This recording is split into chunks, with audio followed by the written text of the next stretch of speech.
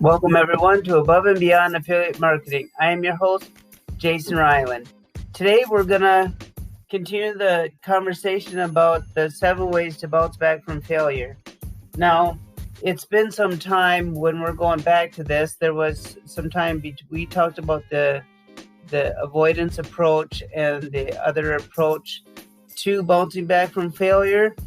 And I want to let you guys know that there has been time before the last episode. Just like anything else, life happens, and you got to take care of things.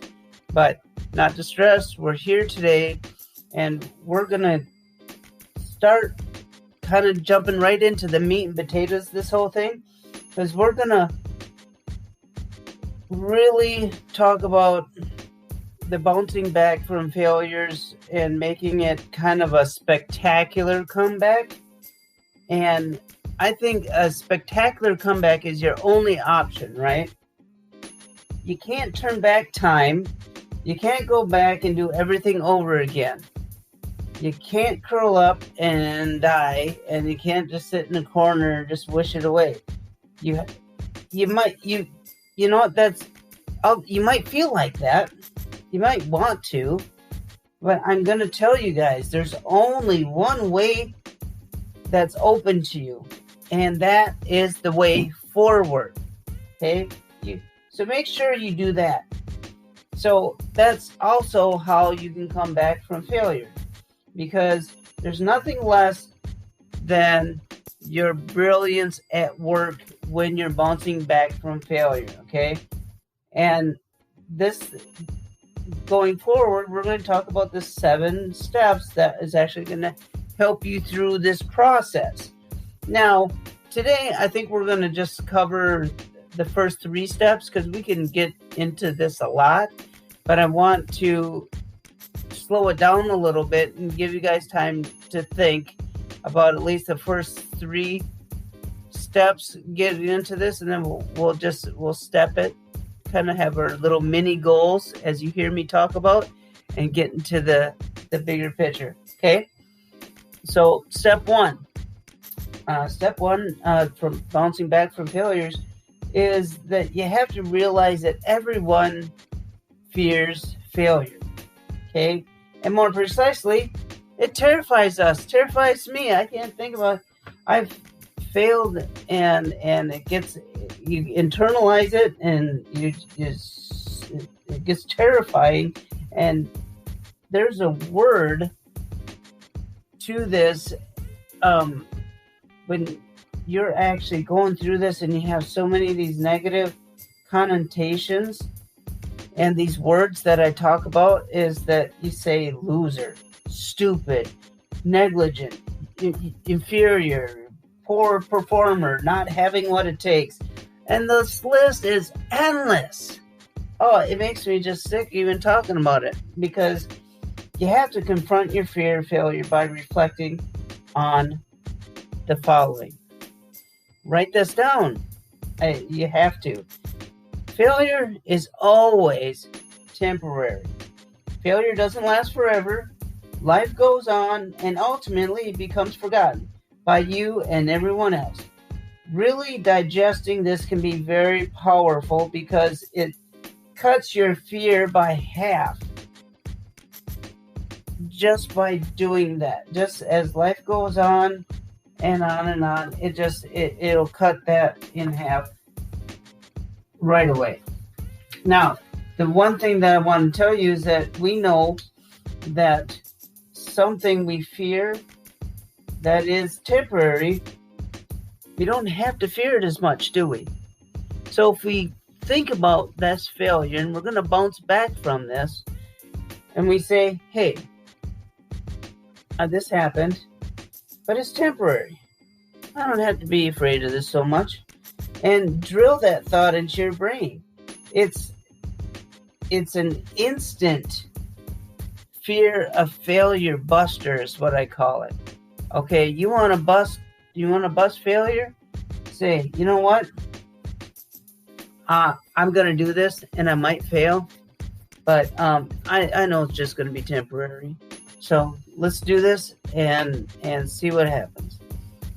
Now, another way that you can bounce back from failure is try not to be perfect, you guys. Don't cling to trying to be perfect at everything you do, because sometimes it's not really failure we fear, but the thought of doing something less than perfect. So you're achieving a less than perfect result, and then that less perfect outcome becomes a perfectly adequate outcome, and this, you've already set yourself up. So now you're setting yourself up for this failure, and this mediocre, just this outcome doesn't mean that you failed. Taking action towards your goals, taking action towards anything, even if it doesn't come out the way that you thought, you did something. And that's more than most of the guys sitting next to you. Who knows? That you look at so many people that do the woulda, shoulda, coulda, woulda stuff, and you're taking that action, you're doing that one thing, and it may not be perfect, and you may think, well, that just sucks, or this is just mediocre. Sorry for using the word that that just gets a clear distinction to remember. Perfection is not attainable at all. It's just not. You know what? You know, the only being in the universe is perfect is God. And God is law, and that's it. God's perfect. So, and by that, it's just not attainable for us. So, now, failure also helps you grow. Think about this. Failing teaches you an invaluable lesson that nothing else can. Have you ever looked at it that way? This is important, because that's not to say that you should welcome failure, but when you see it as a challenge, life can give you that lesson, and it will help you grow. And you certainly can't fear that, can you? I can hear some of your guys' heads rattle, right? If you see failure as something that, oh, well, it's a challenge, and if that's to help me grow, you can't fear it because it's helping you grow, right? It makes sense. Let's embrace this, you guys, because I want you to also embrace your successes with this, because we all have our brilliant successes that make us glow with pride. We all have our unique talents and skills that make us feel good about ourselves.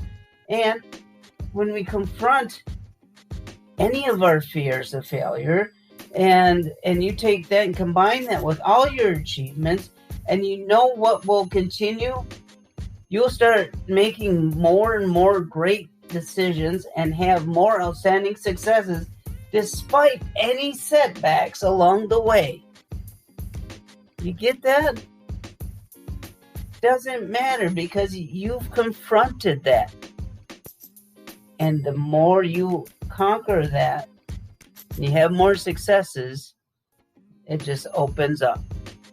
Now, I want you guys to do this.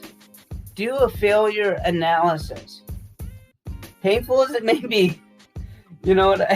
I talked to my wife about doing these planning goal and things and stuff like that. She goes, well, that's what you do. You know, she goes, I don't do those things. You do those things. And so we compromise on that. But I need you guys to sit down with me and say, hey, let's do a failure analysis. Again, painful as it may be, you need to go back and try to identify what went wrong. Okay? This is a key step that will help you avoid making the same mistakes next time. Okay? Sometimes it's not possible to pinpoint just a single cause or a single factor what happened, but if reliving and assessing the experience will give you a general sense of when things began to go downhill. Okay, this is another key way to be aware of these warning signs in the future. Because if you do this failure analysis, it's a process that is applied to any of your projects, your business projects, your relationship projects. Relationship can be a project, guys. Guys and gals, it can be something that your work, your management, whatever it is, because it's just that basic framework that can be used to assess any type of setback, okay? And you can apply it by going through the following questions. Guys and gals, write this down, please, because you're going to want to do this, okay? All right, now, write this down. Assess your skills and expertise. Assess them. I talked about this earlier. I talked about this in internalized motivation. I've talked this with other successes and failures. So, assess your skills and expertise. Because was the failure due to a certain skill or an expertise that you lacked? You got to think that, right? Because if it was, then why would you beat yourself up and say, I failed at something? And you would consider, well, maybe I just need to hone up on this skill, or expanding your scope on this expertise. Or like I do on some of this stuff, I say I don't have that skill at the point. I mean, I can learn it. Anybody can learn anything. I can have the expertise on this or that, my business. But I also want to say, I know somebody that actually knows how to do that. So that's where we open up our Rolodex and take it out and say, I know somebody that has that skill and expertise, and I can use that in my business. Makes sense? You're not failing. You're just finding other opportunity to do what you do best, and that's build and grow your business. Okay. Or build and grow your relationship. Put whatever you want at the end. Doesn't matter. This works. I know I talk about affiliate marketing a lot and entrepreneur goals a lot. You can apply this stuff to your daily life, guaranteed. Okay, because you have to think: write this down too. Was there an alternative? Could there have been anything done differently? What alternative decisions or action had led you to a successful outcome? And was this alternative considered? That's powerful, guys, because that's exactly what I was talking about before. Skills and is there an alternative to what that you want to do? You set yourself up. A lot of times we set our own selves up for failure because we don't have the mindset, skill set, the basic knowledge of what we're trying to accomplish, and we need to do it, and we want to tackle it all. I've wanted to do everything in editing, and I have my business skills, and I am recognized as a professional affiliate marketer. I got certificates and awards and all the wise, and a lot of that stuff. Do I know how to build sales funnel? You bet I do. Do I want to all the time? No. Sometimes I don't have quite a great idea for a sales funnel. I reach out to other people and I say, you know what, build this funnel for me. And then they do it, of course that's monetary, so I have to pay them something. And if it's really not up to my standards, I just tweak it. I have it. It's my sales funnel. I tweak it the way that I want it, and it's done. I mean, I don't have to build everything. Okay, so there's alternatives. Now, you also have to think: is there a breakdown in communication? Now, this is a common issue, guys, because that leads to bad outcomes. If you identify that this is the problem and communication is your breakdown, you have to further pinpoint that and what was not communicated. And if it wasn't communicated well, and by whom? Was it you? Was it what wasn't communicated well? That's the lot of failure that happens in business, that we think we hear what we hear and we try and convey that message to somebody else, and it's not what we heard at all. Okay?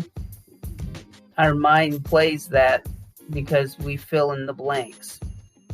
Ever be talking to somebody's telling a story, and you're already thinking of the story that you're going to say when they're done?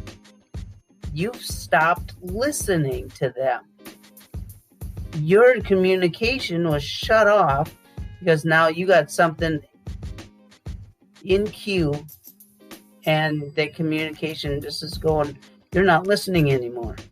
You're just gonna what I call verbally vomit all over the place because you just have something in queue. You're not taking a step back to listen to what somebody is saying. Anyways, that's the breakdown of communication. Now, the one important thing that we know is that the biggest factor and that is contributed to this failed outcome. Now, you know what? Hey, let's just have that as a separate section. Write this down. What was your biggest factor that contributed to a failed outcome? Any failed outcome, okay? Because if you identify this in several factors, narrowing them down, and you'll get down to one single factor, and if you can avoid that,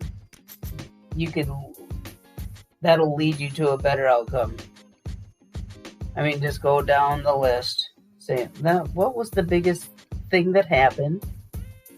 What contributed to that happening? And what was the outcome of that? And if you can just kind of pinpoint that, wow, you have a better outcome already. You literally can just pull that out. And another thing that you want to write down is, was there an unexpected factor that led to the failure? That's different from before because we're talking about outcome that contributed. Now, is something unexpected happen? Okay? What happened that was just not in your control? Okay? What was it really unexpected, or could it have been planned for? Ooh, did I get you guys? Because a lot of what we do, we have to plan. It's called conscious living.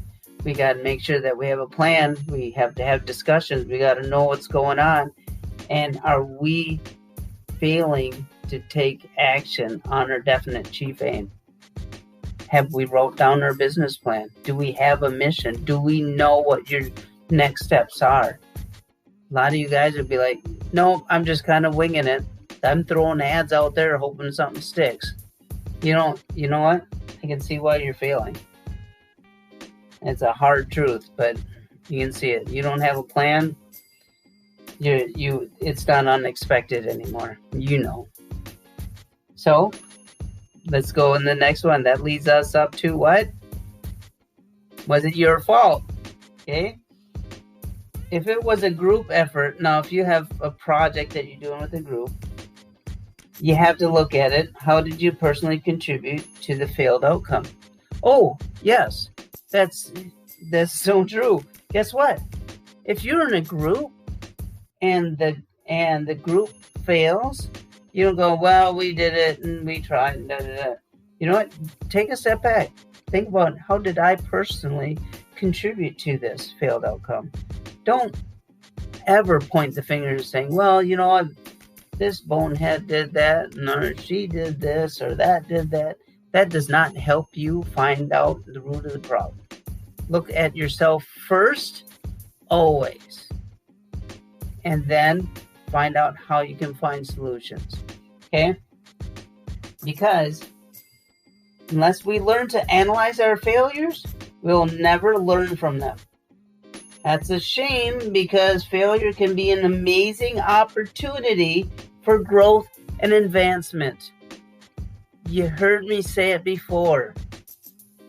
Failure is just another way of being amazing, because it gives you that amazing opportunity for growth and development. It just is, you'll love it. Okay. Now we're gonna wrap this up with part 3. Now, this is part 3 to bouncing back from failure. You have to be tough, and transparency is key. You got to be transparent with yourself. A big part of bouncing back from failure involves you owning up, taking responsibility for your actions. Playing the victim game and throwing the blame might make you feel better, but subconsciously, you're giving yourself a license to fail again, because it's never your fault, right? If he did that, if he didn't do this, if she did do that, and he didn't do that, and you play that game, and you're just going to give yourself a license to fail again. If you don't take accountability and responsibility, and you're just throwing blame around, you'll just do it again. It's brutally honest. I know, but you have to be brutally honest with yourself, because you have to identify the faults, and it'll make you squirm. It will, and you'll have embarrassment, and you'll have shame, and this will give you the harsh awakening that you need. You just didn't make it through life, not because somebody was mean or didn't like you, or this happened, or is any of that really true into why you're playing the victim here? Is it anything that involves you owning up and taking responsibility for? Okay, you got to have honest self-reflection. You need to identify the real reason. It could be that you didn't have your own self-esteem. You didn't have your own self-assurance. Maybe you felt like this was a honest self-reflection of your own failure, and you did something stupid, and now you're going to identify the real reason behind it, because maybe you just really didn't listen.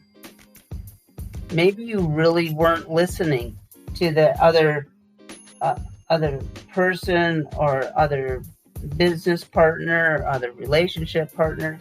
Maybe it was you that were really listening to what the goals were, what was really happening.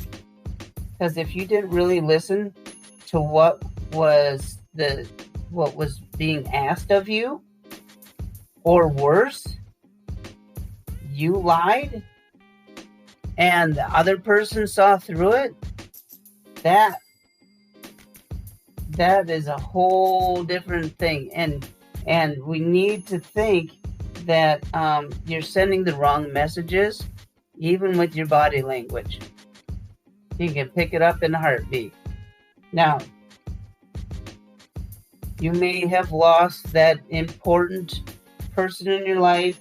It might be a client, a spouse. It could be just something that's going on in your life that now, because of what you deemed this embarrassing failure happened, and you lost that person, and then you say, well, maybe it was just not the right fit, right? Maybe maybe I was wrong, but maybe it was just not the right fit, because you know what, I'm just doing what I can, and yeah, I'm doing that. Now you're playing the victim. You're throwing the blame. Stop doing that. You got to be tough, and you got to be transparent. Transparency is gonna get you the ownership of the awakening, the harsh awakening that you're gonna need. Okay, I know I'm just getting down on you, but I tell you what, you're not asking the questions, and you're not coordinating with your spouse, your colleagues, your business partners. It doesn't matter what it is. You play a part in it. Even if the others are guilty as well, you play a part in that. So, whether you failed an exam, whether you failed at a relationship, whether you failed at an ad, or failed at, the on and on and on. I could go on. I could actually go on above genius level, right? It's because you weren't well prepared. You weren't well prepared. You should have spent more time dealing with the issue at hand than running away from it. You should have spent more time dealing with the things that were in front of you than just turning your back on it and going the other direction. Okay? So, you know what you should have done, and you should spend less time doing the other stuff and spend more time on the successful part of building your legacy, building your business, building your relationship. Base that on your successes. Okay? So I'm going to wrap this up. I tell you guys, I know this is just part 3, but always be brutally honest and give yourself some tough love. All right? It's at any rate, you have to have some responsibility for your failures. You just do. No matter how small, no matter how big, own up to it. And your comeback will be much smoother. Okay? That's it for today. Thank you all for listening. If you like this, please follow us at Riley Media Group on Facebook. We're actually on Instagram. We're on Twitter. We're all over the place. Tomorrow we're gonna actually start with part 4, and we're gonna learn to refrain from failure. So now we are here for you. Leave us a voice message on our podcast. We'd love to have you part of the show. We had a special guest that was signed up to actually be on us. We don't know where that's going on right now. We had it all set up, and it's you can consider that that we play a part in that too, right? So may you forever be richer. We'll see you tomorrow. Take care.